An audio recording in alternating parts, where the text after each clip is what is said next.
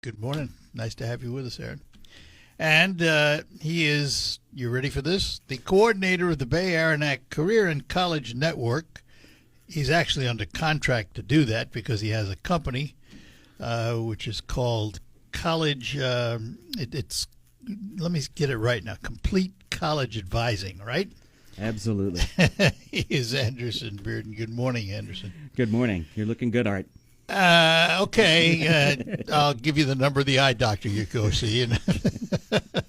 Anyway, we're going to talk scholarships this morning. Yes, we are. Part of it, anyway.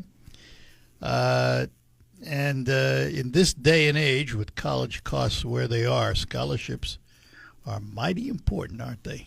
Yes, they are. More important than ever, really. And a lot of the community foundations have scholarship programs. I assume Bay is no different. Correct. Yep. What kinds of scholarships do you offer? So we offer scholarships to literally anybody. I have scholarships for first-generation students. We have scholarships for women looking to go back to school. We have scholarships for adults. We have scholarships for skilled trades. So literally anyone who's looking to improve their current lot in life, looking to go back to school, looking to get some training, we have got some scholarships for you. Anderson, you've been around this game a while. A long time. A long time. Yeah, almost 20 years. I didn't want to stretch it that far, but okay. Is there literally a scholarship for everyone? Absolutely. I've had the pleasure of helping to review and award some of the scholarships through the Bay Area Community Foundation. And one of the things that I think falls through the cracks sometimes is, there's a chorus of people when students are transitioning from high school to college that are telling them to apply. It's their peers, it's their parents, it's their high school counselors, the colleges themselves are encouraging them to apply for scholarships. But once they make that transition into college, they're kind of on their own, right? The colleges may send an email or the community foundation may send an email, and if they don't check that email regularly, then they may not be applying.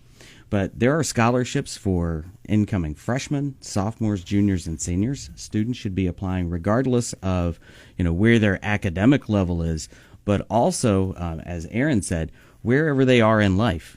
Right? They could be a returning student. They could be someone who has done their service to their country in the military, and they think, oh, I've got my college paid for, right, through the GI Bill. But there are also some scholarships that might be there to help them pay for transportation or books or other expenses that are not necessarily on that college bill.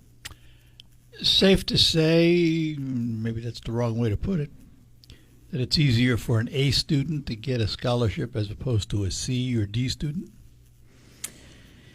I would say that the A student is going to qualify for more scholarships. So if you think of each scholarship as sort of a lottery, they're going to have more tickets that they can buy at the counter, right?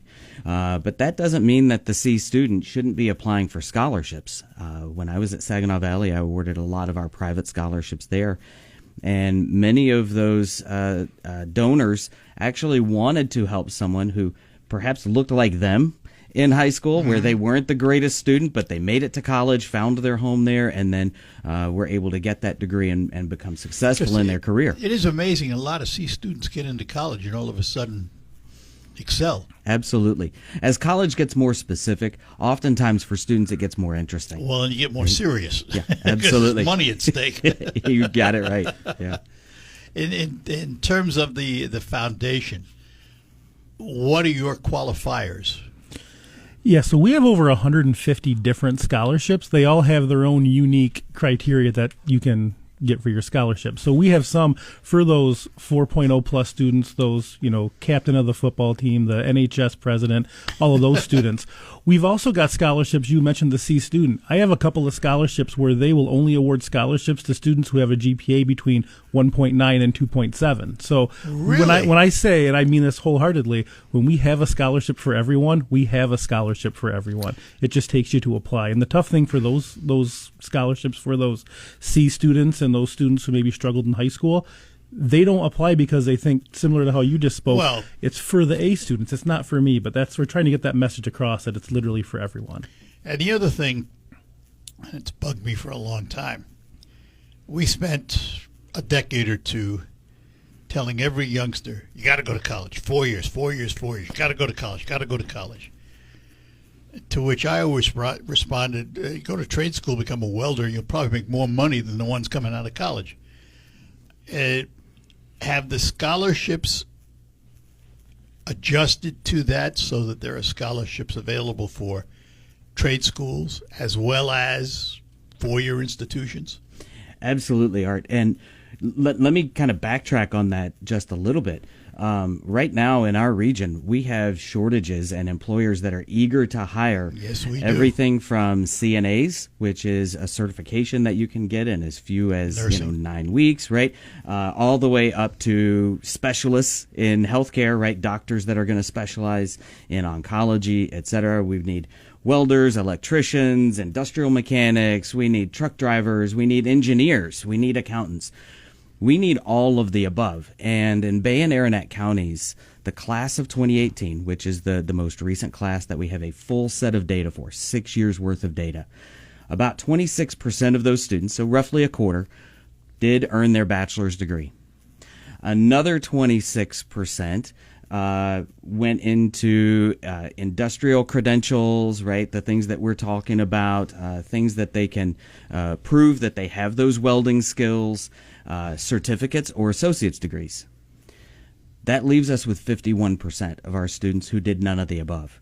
So if you imagine this as a tug of war, and I've seen this in our community since I moved here in 2001, there's this push and pull, right? That's going back and forth where, okay, we need more people for the trades and we need more people that are pursuing bachelor's degrees. The reality is we need all of the above, and about half of our students are just ending up in the mud in between and not doing any of those things.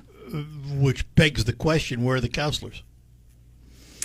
So I would tell you that our high school counselors do a phenomenal job. That's one of the roles that I had when I was at Saginaw Valley, was visiting all of our local high schools. And I had some amazing partners who were fantastic at helping students do all of the things they needed to be prepared for college. But the reality is they're doing the role of 5 or 6 different offices that you would find on a college campus, right? They're helping with mental health. So if somebody, has things going on at home, or they break up with a boyfriend or girlfriend, they're helping those students schedule their classes. They're helping those students with financial aid and a college and career search. They're stretched too thin, and oftentimes their student load is too high. And so, they do a fantastic job. I've partnered with them on many occasions and on events like the one that Aaron's going to talk about later. But there's just not enough of them. One of the things that we can do is we can help to educate our parents so that they could be those counselors in their home, and they can help to guide students, and hopefully this one radio spot here will do the job. Right, so that's an interesting way of looking at it, because educating the parents still takes someone to do it. For sure.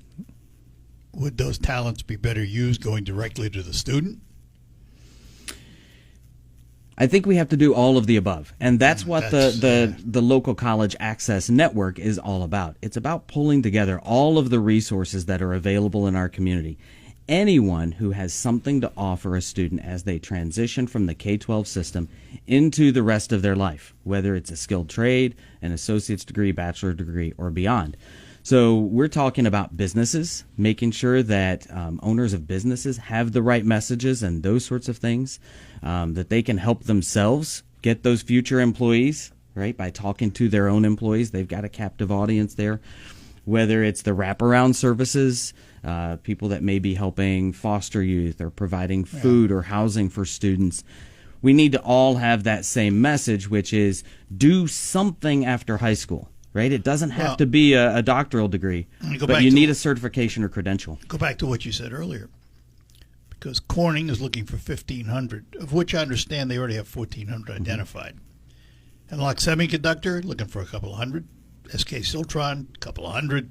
These are all skilled positions and good paying positions. We need to have students go to school here and stay here. Absolutely. And not see our talent disappear someplace else. And that's the big value of a local college access network as well. And, the point of our community foundations, frankly. All right, we're going to talk more about it. We have to take a quick break and come back with our guests and more on scholarships and an event coming up Also, let me see if I can give away some money. Might help in the scholarship battle, right? You have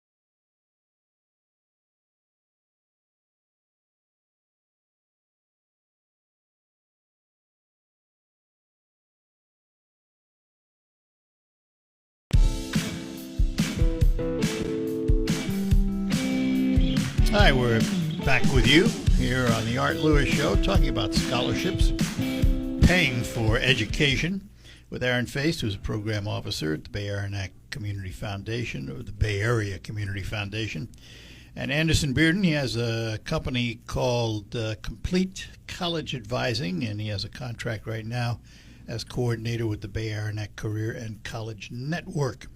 So, Aaron, it's nice to get the word out. Are there any events tied to getting the word out and scholarships? Yeah, so we actually are in the process of planning an event coming up in November. It's called Launch Your Future, and it is a completely comprehensive event to help anyone plan what they're going to do either after high school, and also some resources for adults as well. So we have something for everyone. So we're going to have, we're partnering with Delta College. It'll be at the Delta College Planetarium coming up on November 13th from 5 to 7. We will have financial aid presentations teaching you how to fill out the FAFSA, information you'll need. We'll have labs available to complete that FAFSA for those students. Anderson here will also be doing a presentation that I've seen him do a lot called Get Money, which is going to introduce families, those kind of things. He has long titles for everything else, but some things you have to keep just very simple, which is just Get Money, which is going to introduce those students as to, and parents really, what are the steps to pay for college? How do I achieve those steps, and how do I get as much funding as possible, because there really is a lot of funding out there. So that's half of our program is financial aid based. The other half is going to be a true career and college fair. We have stuff for everyone. So we will have our local higher education partners. So we have Saginaw Valley State and Delta College, Northwood, Central Michigan University, Davenport. It's amazing how many educational opportunities we have. All within really a 40-minute drive of Bay City. So we're going to have all of our local institutions will be there, as well as our local military representatives will be there. So students who might be interested in military, we're going to make sure they have somebody there they can talk to. We've also reached out to our local unions who will be there. So we have a lot of students, when we talk to them, say, hey, I want to do an apprenticeship. I'm going to do an apprenticeship, which is great. Unfortunately, they don't necessarily know how to go about that. When are the applications available? How many do they take? We talked to the gentleman at Local 85, and he goes, hey, we have a great program. We're really proud of it. We get 1,500 applications a year. All right, we take roughly 100 a year. So that's not a great success rate, but he has information saying, hey, if you don't make it when you're a high school senior, here are steps you can take over those next 12 months when you come back and reapply that are going to make you that much more attractive to us when you go to reapply. So he kind of will walk through all those steps of those students who have apprenticeship as what they want to do. What can you go through to go and do that? I'll give you another category where you ought to have people there recruiting. Law enforcement. They are hurting to find candidates. All of them. All right, we'll reach out to them. We will definitely. All these departments, well, they've all turned to paying for the academy. Yep. They've almost had to. Before it was only one or two departments that did. Now everybody's in the game. Absolutely. And you see a lot of employers that are doing that as they face these shortages of individuals that have the credentials they need. So whether it's, Covenant here locally that offers a ton of scholarships for not just children of their employees, but also for members of the community.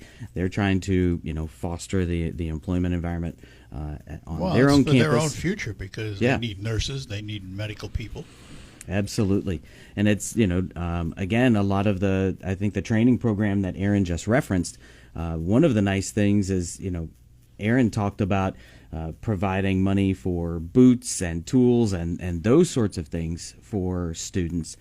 But that training program, that's all paid for by the union through their union dues. And so, a lot of these companies have figured out that cost is a barrier to getting those credentials. And if they can help mitigate that cost, then they can get the people in the door that they need. and keep them. Yeah.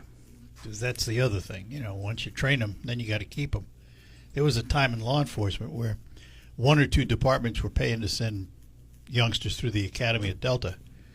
They'd no sooner come out of the academy, they're working for the department, and some other department is cherry picking them because they need people and they pay a little more.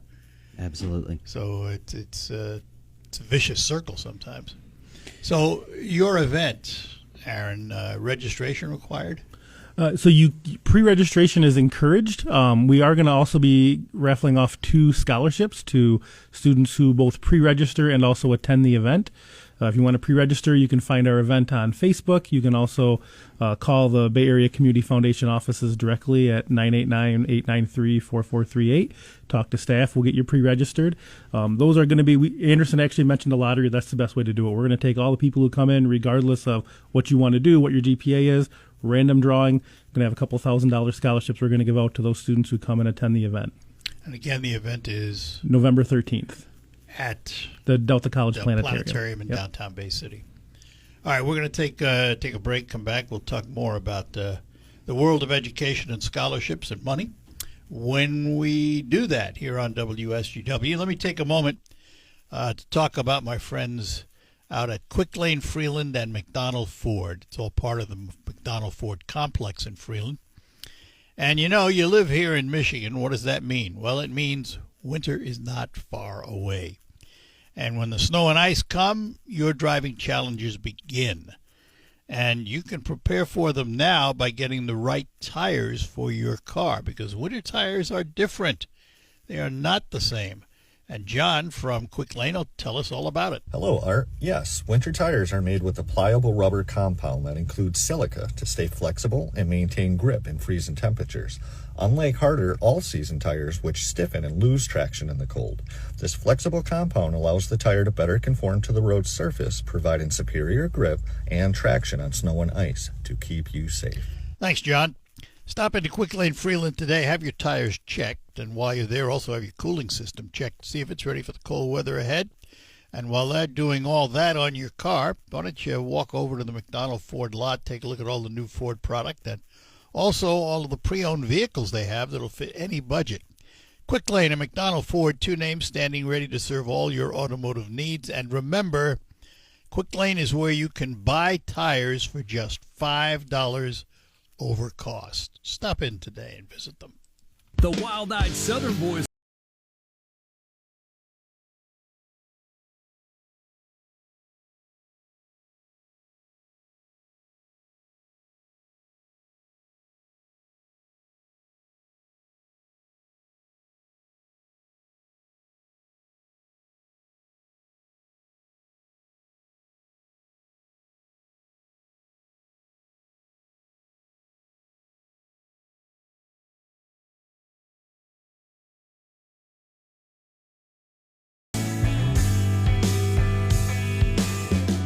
With me in studio, Aaron Feist, Program Officer from the Bay Area Community Foundation, Anderson Bearden, who is coordinator of the Bay Aranac Career and College Network. He has a company called, it's Complete College Advising. Absolutely. So explain this company.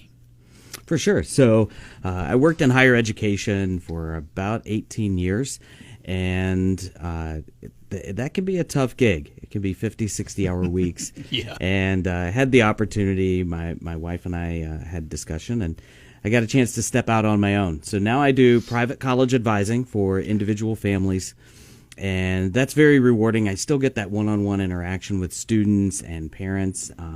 I get to work with them, everything from starting with 9th graders, helping them to learn about who they are, what their core values are, and how those can apply to the courses they take in high school, the extracurriculars that they choose, and then making sure that they document those things. So if and when they decide that they're applying for college, they already have their resume built out, and they also understand their own values so that they can use that as the narrative thread for their college essays. Aaron, we've got this connection with scholarships through the Community Foundation. Most of the time when I read a student's college essay, they fall into one of 2 categories. One is called the big game, right? Where there's a big event in that student's life that helped them to define one or two of their core values, right? They learned perseverance, or maybe they learned how to get over a struggle with something that was personal going on in their life, whether it was health or something in their family. But they don't do a great job of telling the college, university, or scholarship reviewer how that actually applies and should make them eligible to be on that campus or receive that funding. Then the other side of it is the exact opposite, which is where the student basically gives you a resume and lists out all 13 AP courses that they took in high school. And by the time they're done, you don't really know anything about them that you couldn't have learned through their transcripts. Using that narrative thread and sort of talking through their values early allows that student to sit down and go, I want to talk about my chemistry class that I really struggled. Oftentimes I tell students, don't talk about the class where the teacher loved you, right? And it was an easy A for you. Instead, I want you to talk about that chemistry class that maybe you got a C in for the first semester, but you put in the extra work and you went in and talked to the teacher after class and after hours, and maybe you got some extra tutoring and you were able to eventually get that A. See, it's interesting. I'm sitting here. I'm 82, and when I went to college in 1959, it was a different world. If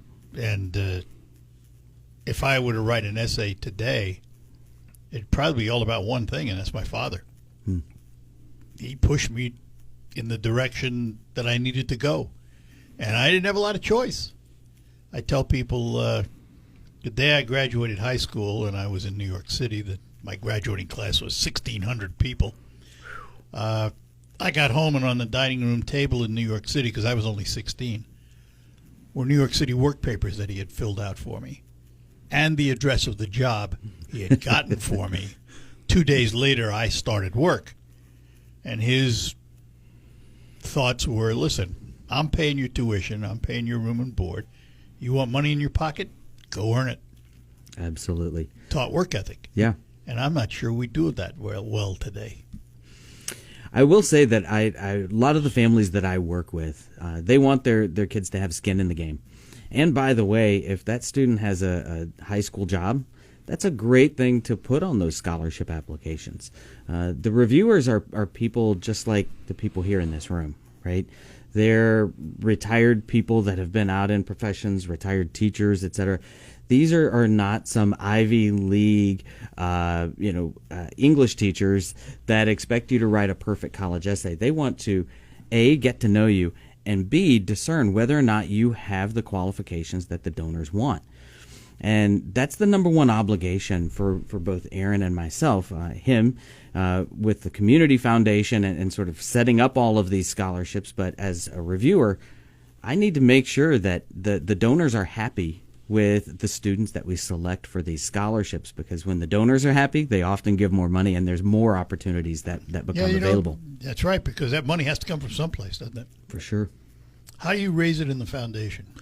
So we've got a great list of donors that come in. So our donors come in, they establish their endowment funds. And the great thing with the Community Foundation is, one of our taglines is for good forever. So once you make that donation, it becomes endowed. We're able to give those scholarships out forever in perpetuity for as long as there's still students going to college, which I'm pretty sure is going to be forever. So we hope. So we were actually started by our first grant or scholarship award we did was a $300 scholarship to a Pinconning High School student back in the early 80s. And it's just grown and grown from there. That fund is still around today. It still awards a scholarship. The scholarship it awards is much larger than $300 now. Our minimum is $500, and the largest scholarship we awarded last year was $15,000. And many of them kind of fall in between. Our average scholarship is probably close to $2,000 that we give out once you take some of those outliers out. So we have those funds that are established. So I had mentioned we had 150. I think we actually have 156 funds that are going to be awarding this year. Last year we had 151. So every year we have new donors that are coming forward. They hear the stories of our students. They hear, what they went through to get to that point in their life. To, hey, my parents were divorced and I was couch hopping, or for our adult students, when our adults go back to school, there's usually a reason why.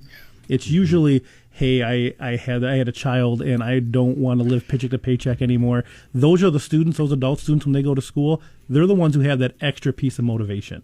They don't want to. It's not because they don't want to fail themselves. They don't want to fail that young child they have. I assume, and I know that's a lousy word, but I assume that in applying for scholarships, Anderson, you advise them to apply for many, not just one.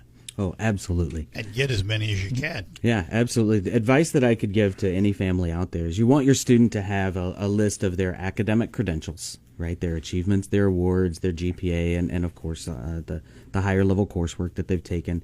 You want to have a nice resume of their extracurricular activities. Separately, and there's a lot of overlap with this one, but service and leadership that student has participated in. Oftentimes you will see those overlaps. So I was president of NHS, which is a service organization, or I did service with my football team, right? Like we went and handed out meals at Thanksgiving. And then if the student has a unique obstacle that they've overcome, one of the examples that I like to use is COVID. If your student Zoomed during COVID, all students Zoomed during COVID. So that's not a unique obstacle, although it may have affected your student a little differently. But if that student was like one of my clients where both parents were respiratory therapists, and when that first happened, we didn't know what was going on, and they were afraid to come home. So that particular student became the surrogate parent for her younger sibling and still maintained her grades. That's a very unique obstacle. Positive, yeah. And so, the great thing is if once a student has those things in place and they can also define their own values, I'm perseverant, I'm hardworking, I'm compassionate, etc., then they can apply for scholarships just about anywhere. They can compile that into one large essay, or they can go through and answer those questions individually, because almost every donor wants to know some component of those things. All right, we're going to take a break, come back, and we're going to remind you about the event coming up in November. All ahead. Are you overdue for scholarships and education with our guest, Aaron Face from the Bay Area Foundation, the Community Foundation, and Anderson Bearden, the coordinator of the Bay Area Career and College Network. I'd like to see that on his business card. Anyway, he also has a company which is called Complete College Advising. So, Aaron, let's go back and refresh everybody about the event coming up, the whens, the whys, how you get involved. Yeah, so the event is coming up on November 13th at the Delta College Planetarium in downtown Bay City. It is going to be a combination financial aid and scholarship event where you're going to get help with the FAFSA. You're going to get help applying for scholarships. You're going to learn what other money is out there. So Anderson's going to give a great presentation about all the different ways that you can help pay for college and where you can find some of that money. The other side is going to be a career and college fair with about 8 different colleges are going to be represented there. We're going to have labor unions. We're going to have military. Michigan Works will also be there to give information, because for our adults going back to school, they have a ton of programs. I don't even pretend to know what those programs are because they change so frequently. They will be there to give some of that information as well. The Community Foundation is also going to have a table there to talk about our scholarship opportunities, which I'd be remiss if I didn't mention. We actually have 2 that are open right now. Students can go and apply for. One is a regional scholarship for students in Bay, Midland, and Saginaw County. It's our MLK scholarship. It's a regional scholarship. We give about 15 of these a year to deserving students throughout Bay, Midland, and Saginaw County. Where do they find the application? You can find that on any of the Community Foundation's websites. You'll see the application on there. You'll be redirected to the Midland Area Community Foundation site, because being a regional program, we kind of share the responsibilities as to who does what. This great thing about this scholarship is, first of all, if you don't know where you're going to school, doesn't matter. It can go to any school here in the United States, whether you're going to one in Michigan, one in Florida, one in Hawaii, doesn't matter. That scholarship can follow you anywhere. Also, we do have a minimum GPA of like 2.5. It's not a super high GPA, but we care more about who you are as a person. What have you done to make your community a better place, and what are you going to do in the future to really show Dr. King's sense of belonging and all of that when you're older? So it's a great scholarship. Definitely recommend everybody applies for that. There's a great event at Saginaw Valley that takes place in January that they'll be invited to as well. So that's our first one. Closes on Halloween At the same time, for our Bay County students, we have our First Generation Scholarship. It is for first-gen students, so we define that at our foundation as any student who neither parent that they live with has a bachelor's degree. So that is how we define that, and those students need a little bit of extra help once they're in school. So we do partner with Anderson as well to help